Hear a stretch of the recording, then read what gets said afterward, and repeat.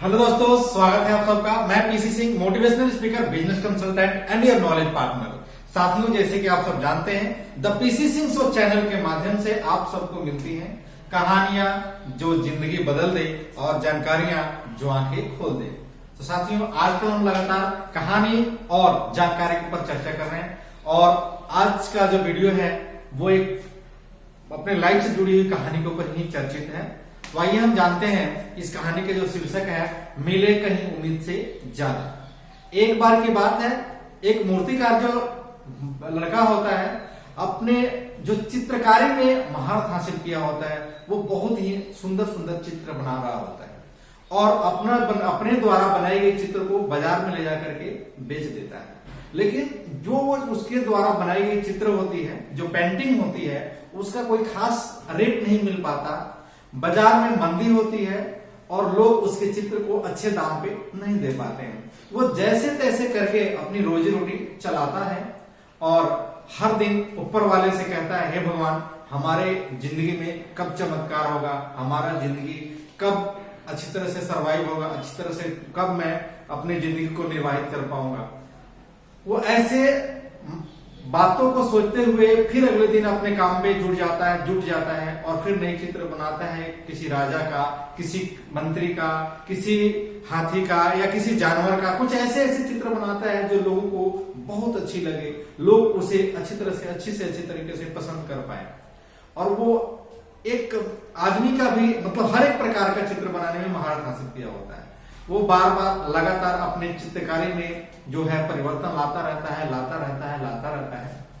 लेकिन अच्छी से अच्छी चित्रकारी के बावजूद भी उसके द्वारा बनाई गई जो पेंटिंग है वो अच्छे रेट नहीं मिल पाते हैं, जिसकी वजह से उसकी जो रोजी रोटी है बड़ी मतलब दुखद अवस्था में गुजर रही होती है।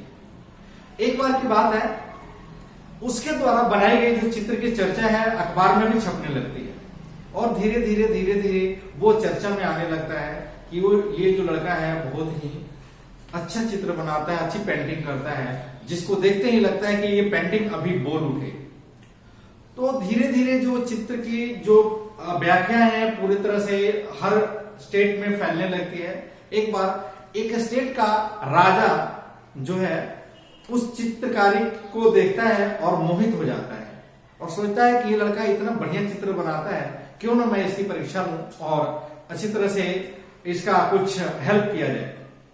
तो राजा क्या करते हैं कि एक नॉर्मल आदमी का रूप मतलब कपड़े वेशभूषा बदल करके और चले जाते हैं उसके पास जहां पे वो पेंटिंग करता होता है। अपने घर पे वो जो पेंटिंग करने की जगह होता है वहां पे पेंटिंग कर रहा होता है। तो बोलता है कि दोस्त, आपकी पेंटिंग की चर्चा लगातार और बार बार होती रहती है, हमने अखबारों में भी सुना, देखा है, पढ़ा है, आप बहुत ही अच्छे पेंटिंग करते हो। तो बोलता है कि हाँ, पेंटिंग तो करता हूं महाराज, लेकिन मेरी पेंटिंग का कोई खास मोल नहीं मिल पाता। भगवान ना जाने कहां पे बैठे हुए हैं जो हमारी इस मेहनत को देख नहीं पा रहे हैं। तो जो राजा होते हैं बोलते हैं कि चलो ठीक है, कोई बात नहीं, आप मेरा ही एक ऐसा चित्र बनाओ जो मैं देखते ही मुझे मतलब मजा आ जाए, लगे कि यार क्या आपने चित्र बनाया, मैं एकदम मंत्रमुग्ध हो जाऊं, अच्छा लगे मुझे, मेरा चित्र बनाओ और मैं अपने ऑफिस में इसे ले जाकर के लगाऊंगा, अपने घर में लगाऊंगा। तो बोलते हैं ठीक है महाराज, आप कह रहे हैं तो बना देता हूं, लेकिन मुझे नहीं लगता कि आप कुछ खास दे पाओगे या फिर मार्केट से भी मुझे कुछ ऐसा नहीं मिलता, लेकिन फिर भी मैं ट्राई करता हूं, कोशिश करता हूं, अपनी बेस्ट लेवल ट्राई करूंगा जिससे आपकी अच्छी से अच्छी मूर्ति बना पाऊं। कहते हैं कि ठीक है, बनाओ, फिर देखते हैं। वो थोड़ी देर के लिए कहता है, राजा साहब आप एक ऐसे पोज में खड़े हो जाइए, देखिए सर, आप एक ऐसे पोज में खड़े हो जाइए जिससे मैं एक उतार सकूं उसमें। तो राजा जो राजा साहब होते हैं वो जानता नहीं है कि राजा है, वो ऐसे पोज में खड़ा हो जाते हैं और वो लड़का जो है उनकी चित्रकारी बना देता है। वो चित्र देख करके, वो फोटो देख करके, उस पेंटिंग देख करके राजा मंत्रमुग्ध हो जाते हैं। बोलते हैं कि आपने जो बहुत ही सुंदर चित्र बनाया है, यदि हम इसे अपने घर में लगाएं तो हर कोई इसकी तारीफ करेगा। मुझे बहुत ही अच्छी पेंटिंग लगी, मैं आपसे बहुत ही ज्यादा इंस्पायर हुआ हूं। आप बताओ आपको क्या चाहिए ताकि मैं इसका मोल अदा कर पाऊं, आप अपने तरह से मांगिए। तो लड़का बोलता है कि क्या मांगू, इनके पास होगा कि नहीं होगा, क्या होगा। उनके मन में आता है, जब बोल रहे हैं कि कुछ भी मांगो, जितना मांग सकते हो उतना मांगो। तो मैं ऐसा उसके मन में आता है कि मैं क्या मांगू, 10,000 मांगू, 20,000 मांगू, 1,00,000 मांगू, 50,000 मांगू। उसके मन में आता है कि छोड़ देता हूँ, इनके मन ऊपर ही छोड़ देता हूँ। लड़का बोलता है कि साहब आपको जो पसंद आता है, जो जितना मन में आता है उतना ही दे दीजिए, वो वही काफी है, कोई बात नहीं, हमारा दाल रोटी जैसे चल रहा है वैसे चल जाएगा। तो जो राजा होते हैं कहते हैं कि नहीं नहीं फिर भी तुम कुछ मांगो। तो कहते हैं नहीं नहीं आप अपनी मर्जी से जो देना है वो दे दीजिए। तो राजा कहते हैं कि अच्छा यार मेरे पास तो कुछ है नहीं, मैं एक जो है बटुआ है वो आपको दे देता हूं, इस बटुए में जो भी होगा वो आपका होगा। तो वो कहता है कि यार मैंने गलती कर दी, लग रहा है कि मुझे कुछ ना कुछ मांग लेना चाहिए, क्या पता वो मिल जाता। तो कहता है कि नहीं नहीं महाराज मैं बटुए का क्या करूंगा, बटुए तो मेरे किसी काम का नहीं है, मेरे पास उतने सारे पैसे भी नहीं होते ताकि मैं बटुए का इस्तेमाल करूंगा, और आपको जो लगे जो भी लगे आप दे दीजिए। कहता नहीं नहीं मेरे बटुए जो भी है वो मेरे बटुए में है, आप बटुआ रख लो। तो कहता है नहीं महाराज मुझे बटुए की कोई जरूरत नहीं है, आप मुझे ऐसा कीजिए 1,00,000 रुपए दे दीजिए। तो राजा साहब कहते हैं, मतलब उसको पता नहीं होता ये राजा है, राजा कहते हैं कि चलो बस 1,00,000।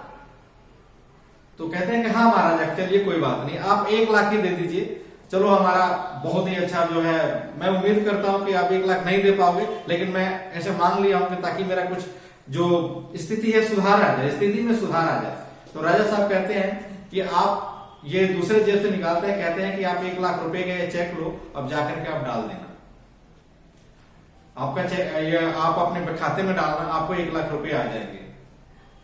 तो कहता है कि चलो ठीक है आप, तो लड़के को वो 1,00,000 रुपए दे करके चले जाते हैं। फिर अगले दिन उस लड़के को अपने दरबार में बुलाते हैं और सेम पर्स को वैसे का वैसे ही, जैसे जो पर्स उनको दे रहे थे, लड़के को दे रहे थे, उस पर्स को वैसे का वैसे ही रख देते हैं।